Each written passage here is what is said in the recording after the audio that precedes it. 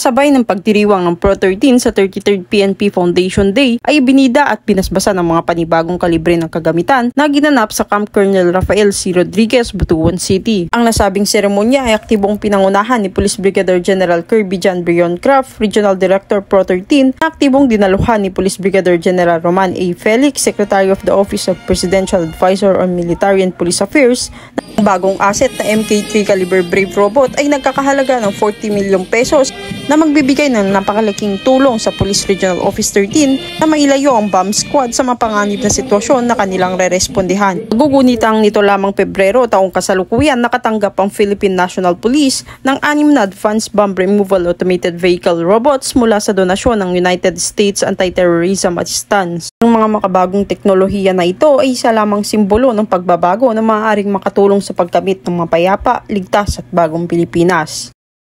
Mula dito sa Police Regional Office 13, ako ang iyong PNN correspondent, Patrolwoman Karen A. Malilin, alagad ng batas, taga-taguyod ng Balitang Pulis.